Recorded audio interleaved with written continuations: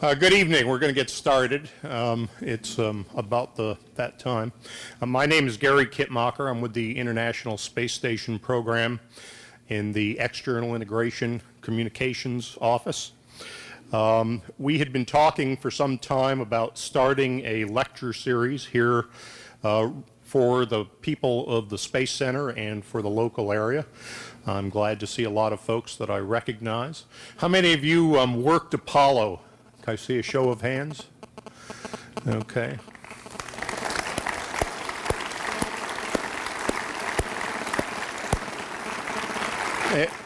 And how many of you were not yet born when Apollo missions landed on the moon?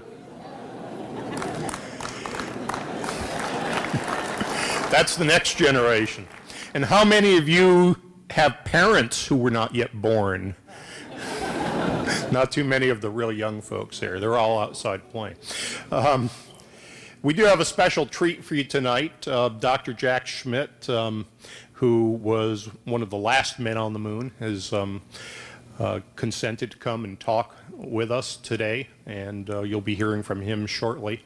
Ben Longmire really we owe a debt of gratitude for him helping to organize this activity. And our goal is to try and keep these lectures going on a monthly basis.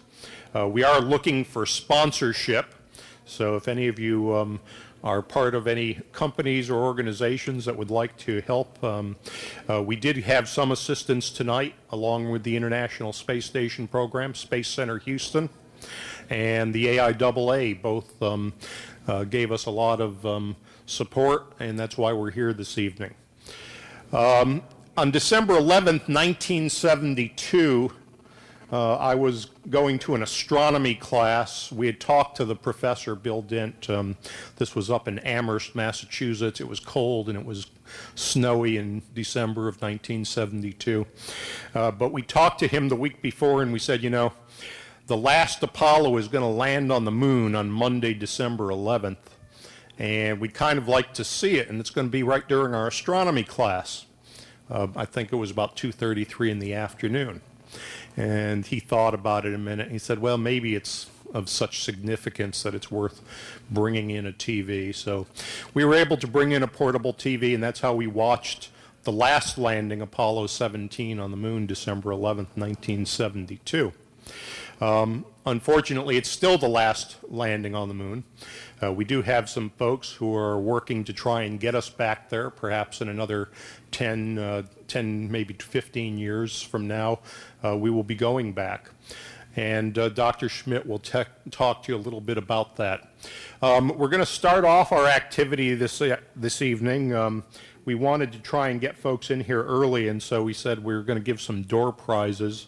I need a volunteer. Can I have one of you lovely ladies? Everybody's name is in here, and we have 5 different door prizes. And if you could read that for me. Carlina Sharfaros. Carlina Sharfaros. And you have to be here to win. And why don't you take the next one? Shannon Maxey. I know where you're going. Okay, the door prizes this evening are the grand prize winner, if she shows up, Carlina Sharfaros, will get a model of the entire Launch Complex 39 and the Saturn V rocket. This is a model of the Saturn V rocket with the crawler transporter. By the way, these are autographed by the designer.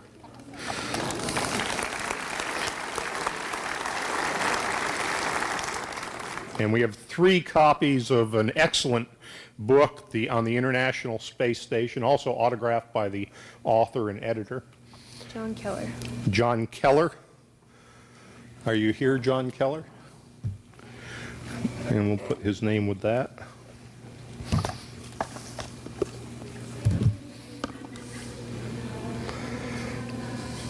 Craig Benjamin. Craig Benjamin.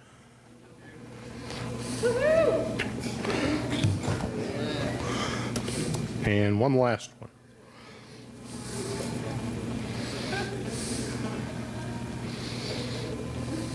Eris Lawless. Eris Lawless. If you could go give that to her. Okay, we're going to start out this evening with probably about a 20-minute question and answer period. We formatted this by the lectures that they do at the Smithsonian. And at the Smithsonian, usually the introductory question and answer period has to do more with what the person does in his spare time versus the technical aspects of the lecture, which we will have time afterwards tonight for some questions and answers pertaining to the moon and Dr. Schmitt's work on the moon. And then we will also have some time for signing the books until about 7:30 or so this evening. So we should have time for all that. But for right now, I'd like to introduce Ben Longmire, and come on out.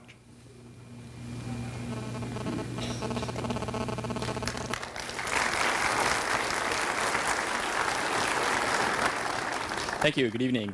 It's a pleasure to have Jack start our first series, and I actually know Jack as Professor Schmitt from the University of Wisconsin. He's an adjunct professor, and I had the pleasure of taking one of his classes called the Resources from Space that he helps to teach.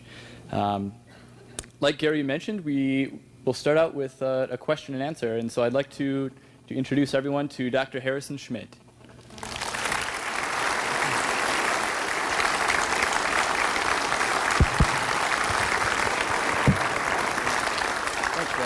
Appreciate it. Thank you, Ben. I don't know, I couldn't hear everything that was said, and I should say that Ben was a student in a class that I've helped teach over the years up at Wisconsin called Resources from Space. And indeed, the book, Return to the Moon, is a partial expansion of that course. It's on the web if anybody's interested, but we unfortunately haven't been able to teach it since 2004. But Ben did pretty well in that class, and we were very, very happy that he's down here involved in the future, as many of you are. My thunder was stolen here a little bit. I wanted to recognize all the folks that worked Apollo, and they did a fantastic job. And the thing to remember about that, particularly you younger folks, is that the average age of most of the engineers in NASA and probably most of the engineers in the contractor force was in their 20s when all of that happened. And it takes that kind of stamina, motivation, and imagination really to make these huge, complex programs successful. And as the current chairman of the NASA Advisory Council, that's a major issue before us, is how do we make sure that the NASA and the contractor workforce it starts to young again. It's really is important. And so those of you that may be in training or just out of training in technical fields, believe me, we're working to make sure that the opportunities for you and your generation are as great as they were for ours. It's almost hard to believe that we were young once, right? It was a great opportunity. But as I understand it, we're going to take a few questions. Right? Before we do, I intended to bring, and I always admit to my folly, some little moon balls for some 3 lucky people. But I forgot them, and I was able, though, to get an Earth ball. And it's not inappropriate, by the way, because much of what we have learned about the moon is directly relevant to the early history of the Earth that looked very different than it does now and is symbolized on these balls. So if some of you will not jump up and fall over the seats and injure yourself, here we go. And kids, it's always desirable to have young people get these things.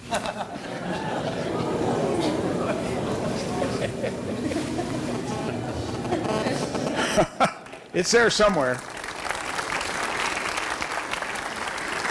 Okay, a few minutes of questions, right? Sure, I'll start off the evening, and then we'll take a few questions, quite a few questions from the audience as well. So we won't be passing around mics, but if you can stand up when you ask a question and just kind of shout and project.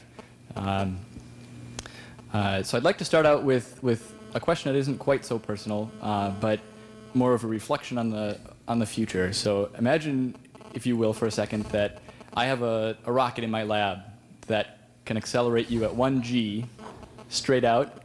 And Einstein predicted that because of time dilation, you may experience only a few years going out and then a few years coming back to the Earth.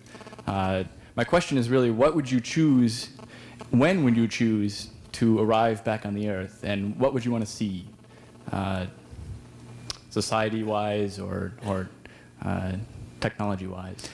Where would you go? Well, what I first would like to see upon return is that we have begun to, as a species, move out into at least the solar system.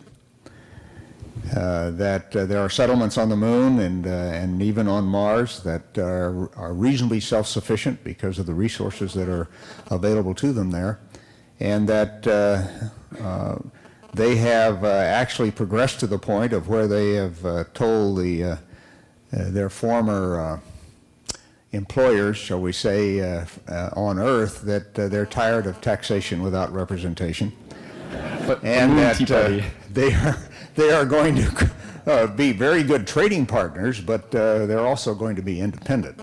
That, I think, is a very, very important, very long-term benefit to humankind and human civilization that will come from the settlement of space. That little revolution that Jefferson talked about would occur again, and I think it would be a tremendous advantage to the perpetuation of freedom, not only here on Earth, but in the solar system as a whole. So that's, I guess, what I would be looking for. Right. Now, the problem is that everybody, with the scenario that you pose, presumably, and I have no reason to doubt the physics, all my contemporaries would have either disappeared or gotten very much older than I, but that's all right. I don't mind people looking older than I do. Right. And I have one more, and then we'll take some from the audience. What were your wife's thoughts and the rest of your family? What were they thinking when you were strapped in and well, I wasn't married. Oh, I'm sorry. Okay. There were one or two bachelors in the program in Apollo, and I was one of them. I think the most interesting reaction was my mother's, my late mother, who was invited to the Apollo 8 launch. And I talked to her on the phone, and I said, "Mother, are you going to come down?" And she said, "No, I am not. You boys can do what you want, but I don't have to watch." She was about 85 at the time, and I think she was fairly proud of what we did, but it was not something in her. She was born in 1904. Grew up in Tennessee on a farm. And her first memory of anything, really, two memories of that one might call advanced technology, was when her father bought one of the first Model Ts in the county, and then in that period around 1920. When Lindbergh was barnstorming, everybody had convinced themselves that he actually flew over the farm. Now, whether he did or not, I don't know. But in that context, one we do have good documentation for is that my great-grandfather up in Minnesota, Samuel Grannis, at the age of 85, paid $5 to Lindbergh for a ride.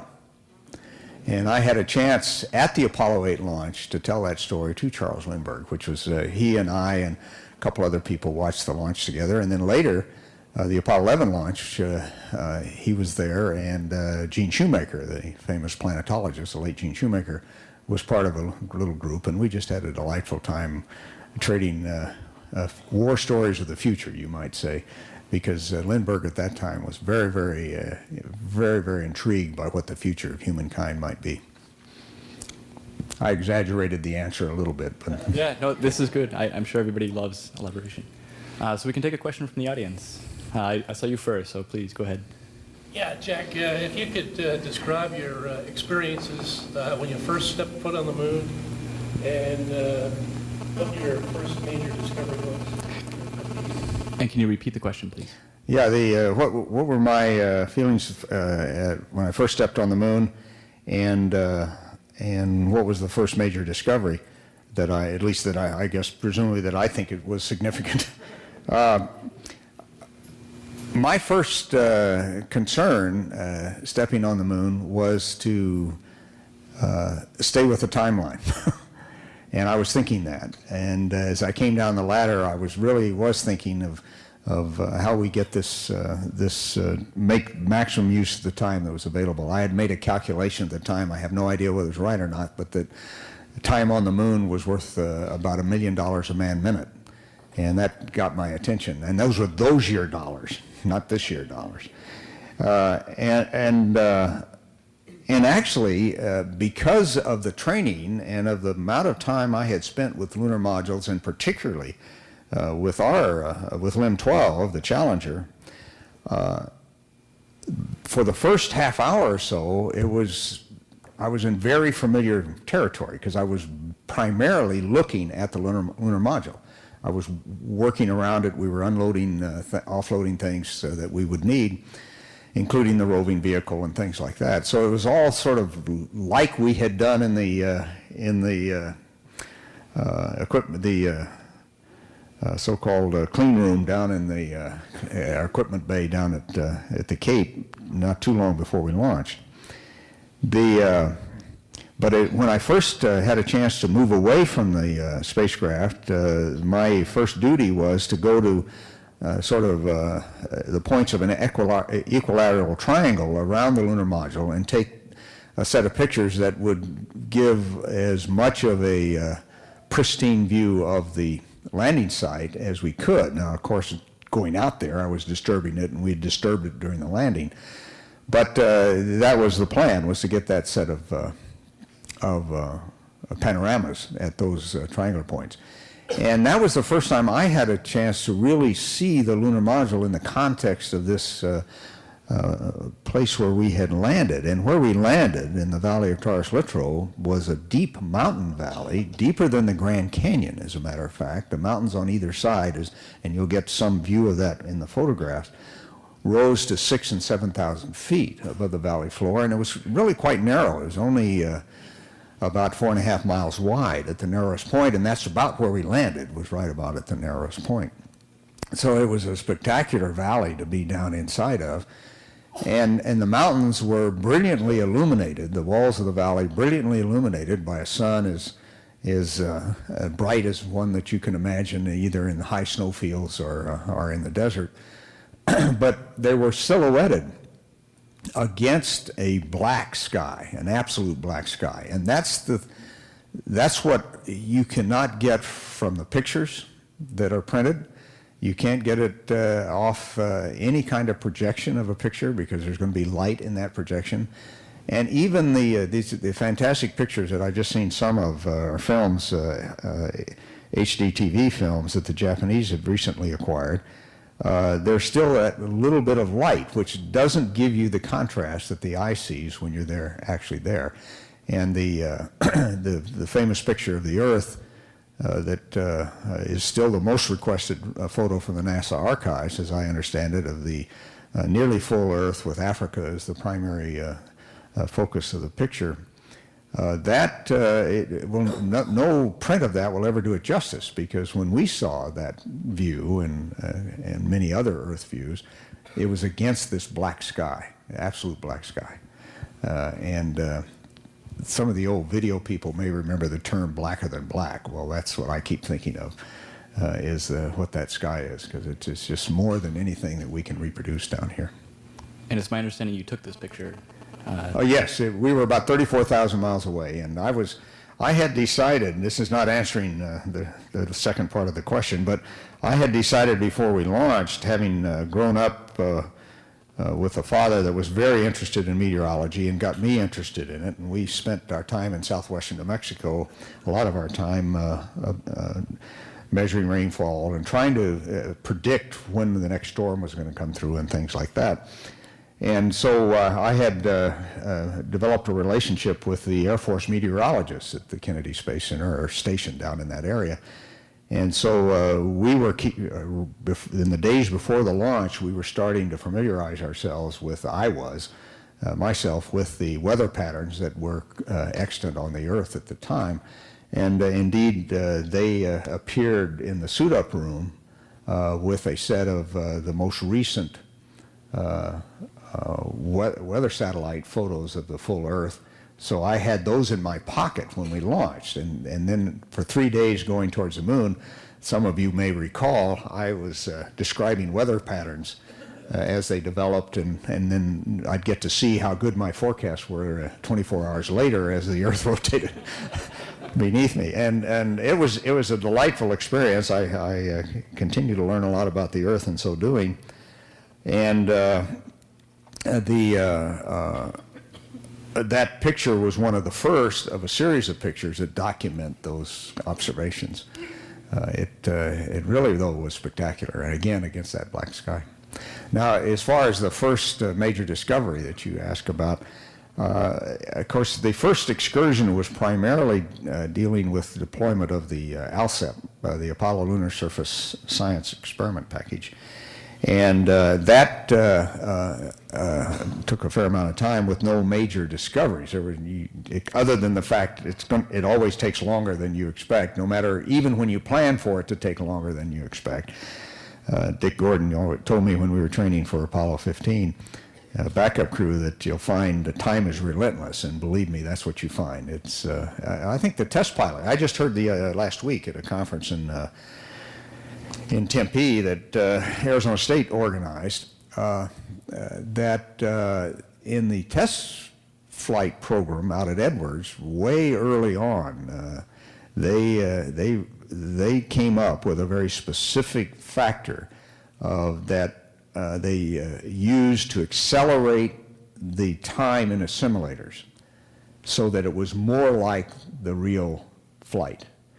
No matter what they did, pilots came back reporting time moves faster when you're in flight. So they moved it faster in the simulator, and it worked pretty well for them.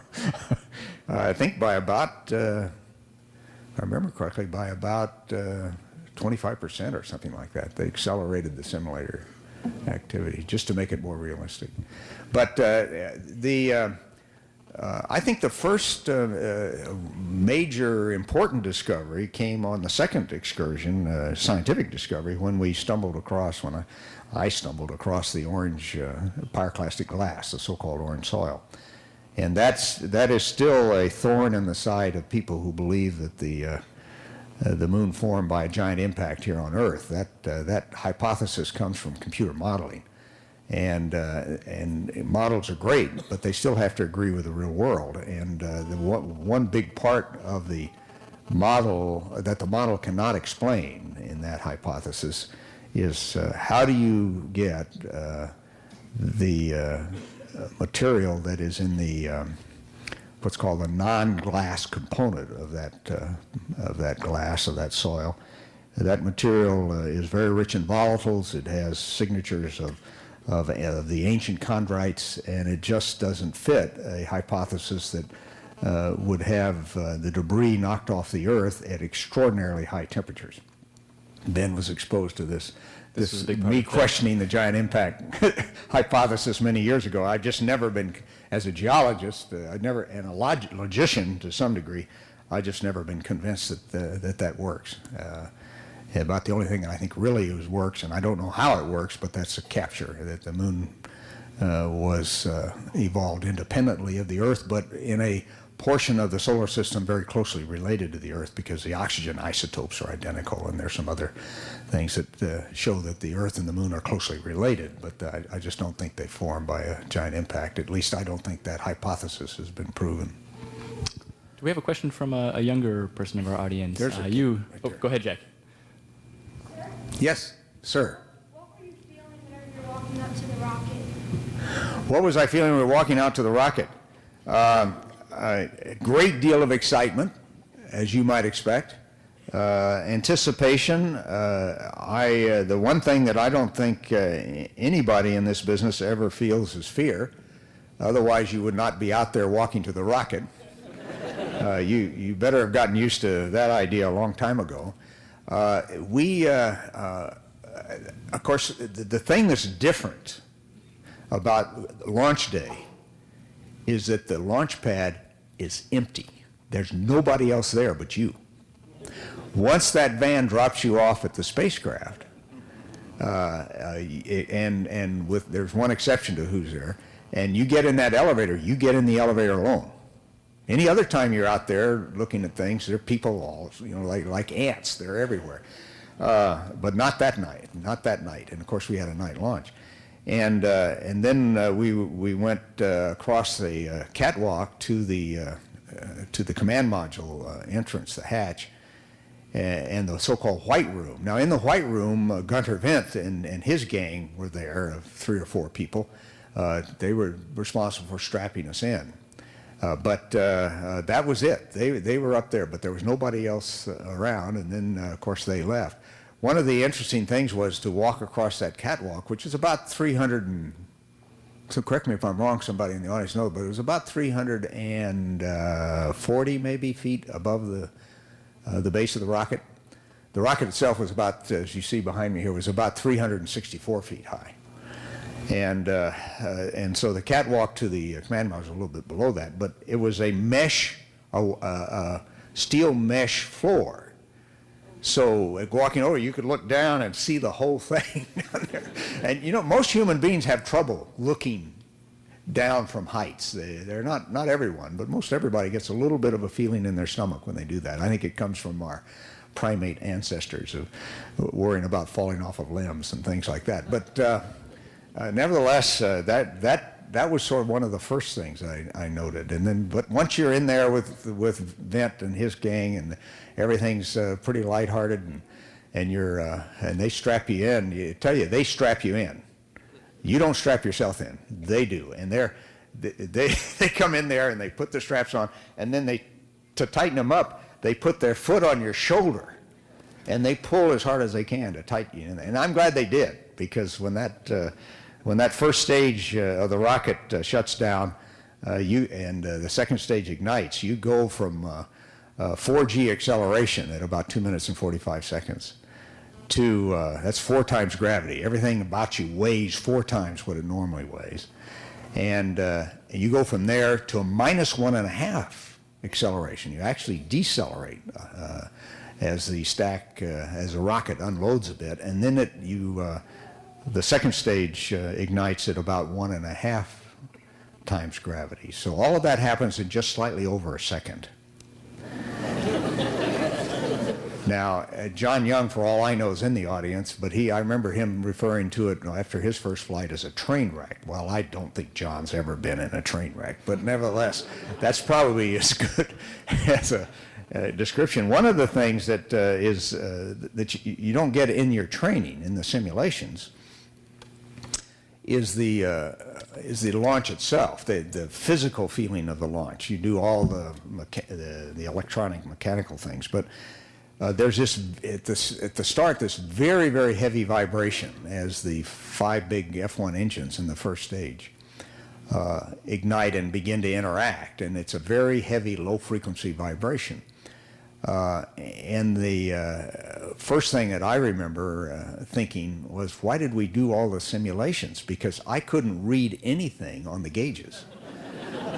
The instrument panel was going like this. Well, now, if we'd had a problem, almost, the first stage engines would have been shut off, and you'd been able to see them and get involved in the actual abort situation. Fortunately, that never had happened.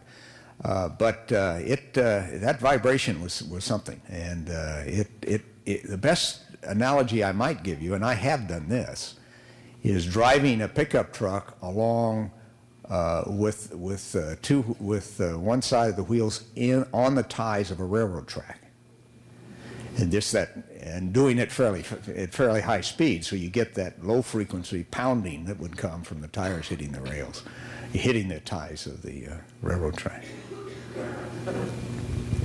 It's my understanding we have a few current astronauts in the audience. Do they have any questions?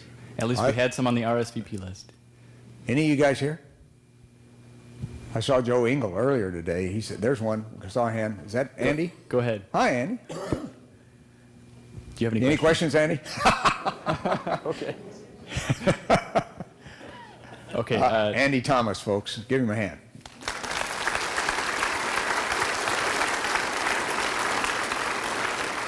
You right here. Yes. Yes.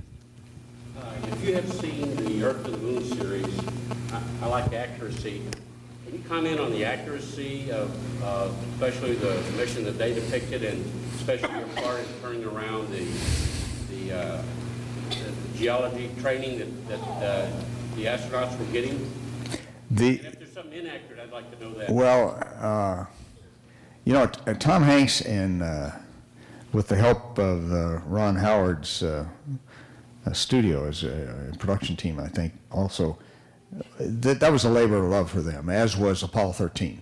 They're space nerds, and they love it. And as you know, Apollo 13 did a good job of showing that mission. And the only inaccuracies come from trying to compress 13 days into 1 hour, or how was 13 was 5 days, 6 days into 2 hours. I mean, you're going to have to make some judgments as a movie producer to do that. And so some things are left out. For example, Apollo 13, the last major challenge that we all faced over there in Mission Control was how to recharge the command module entry batteries. Well, that's never been dealt well with, if at all, in any of the presentations of Apollo 13.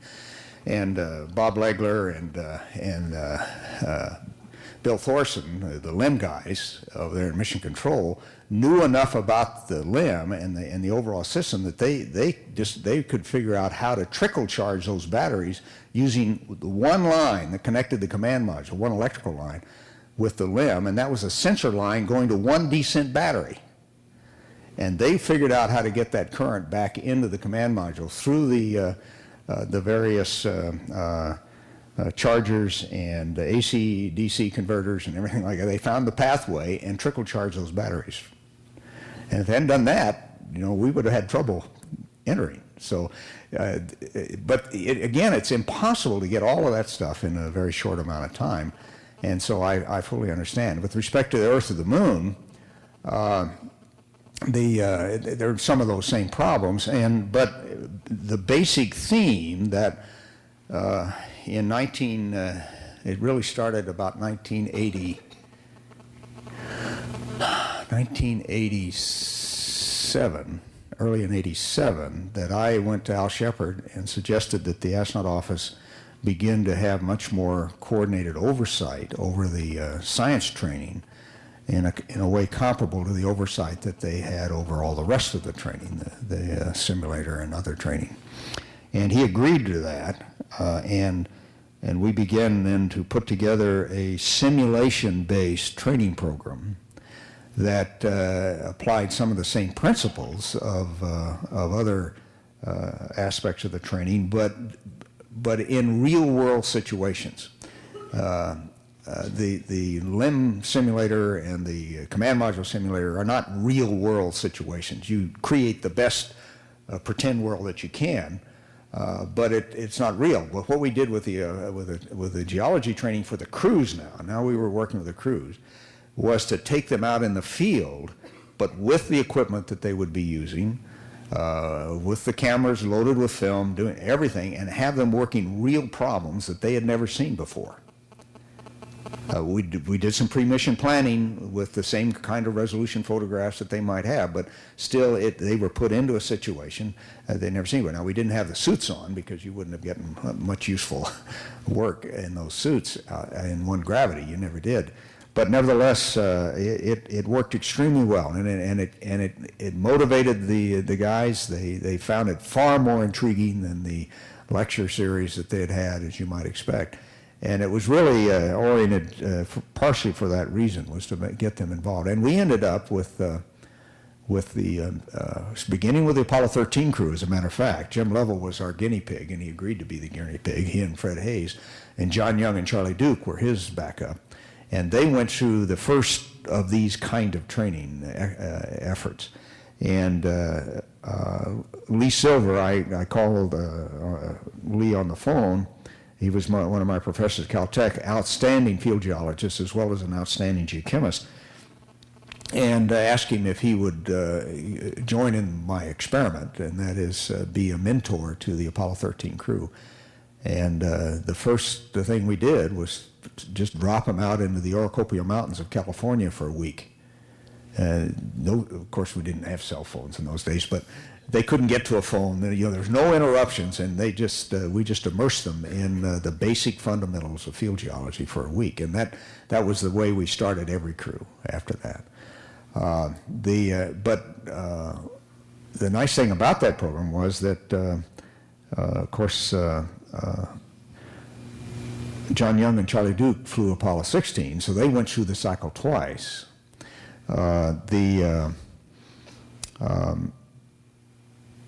Dick Gordon and I were Apollo 15 backup, so we went through the cycle twice.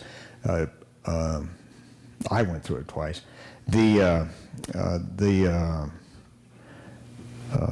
Scott was looking to how to enhance the productivity of his mission, and so he was an easy mark for Jim Lovell and myself to persuade him to undertake the same kind of a program. So, in the context from the Earth to the Moon, that portrayed that sea change in training, I think, quite well. But there were other people involved that they didn't indicate. It wasn't just Lee Silver. It was Richard Johns, who was a professor of geology, also one of my professors at Caltech. We had an academic program that was vastly enhanced, but focused on the mission. What was the best information that the crews could use, the non-geologist crews could use on a particular mission? We didn't try to turn them into geologists. We tried to make it very much focused on the mission. Okay, I have one last question for myself, and then we'll move on to the formal lecture. Okay. To plug your book a little, on page 39, you outline keys to program success, and one of the listed items is a reservoir of young engineers and skilled workers. I'm wondering if you can speak to this a bit, and if you have any advice for maybe future astronauts that will be going to the moon at some point. Well, most of my advice is to the federal government, and particularly to the Congress, so that NASA has some flexibility in creating slots for young people. NASA's one. I'm speaking now from this being a major concern to the NASA Advisory Council and to the administrator, Mike Griffin, that Congress has restricted NASA's flexibility significantly to young the workforce, and that really, those opportunities aren't nearly as great as they should be. And you add to that the failure of our public education system throughout the country to educate in math and science, as well as history and language and everything else, then we have fewer opportunities within the space program, but we also have fewer people who are going into engineering and math and science in the university system, from which we draw our population of workers. So this country overall has a major challenge ahead of it in the development of an education system that will continue to provide a supply of young men and women who can be ready to fill the nation's needs at any given time. One of the main piece of advice I would give to those of you that may be still in the student pipeline is to specialize in order to learn how to specialize, but not to the exclusion of being as broad as you possibly can. In this world, you'll probably have a career change every 8 to 10 years, and your education is going to be the foundation on which you are able to make those career changes. It's very, very different, and it was that's basically what we saw in Apollo, is that it was after about 8 or 10 years, a lot of people felt, well, now it's time to go try to do something else. So that it probably goes back to the fact that throughout most of human history, people didn't live long enough to have, quote, more than one career. And now we're living long enough to have 4 or 5 careers.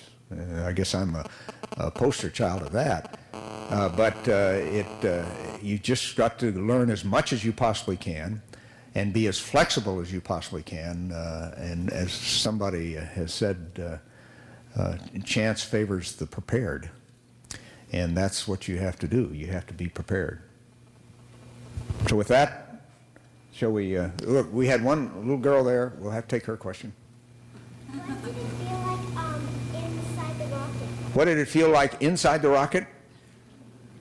Well, while the rocket was burning, it felt like I said earlier, that like you were in a car or a truck going along a railroad track, until that point where the first part of the rocket stopped, ran out of fuel. Then the second rocket was very, very smooth. It was almost like you didn't have a rocket underneath you. The difference between kerosene and oxygen and hydrogen and oxygen burning, and it really was a very nice ride. And when it was over, of course, we were weightless. Can you imagine not weighing anything? I'll tell you what. If your parents will watch you very carefully, what you ought to do is get in the bathtub and just close your eyes and float. And gradually you'll feel weightless. You won't be. It's not a good analogy, but it's the best that I can give you right now.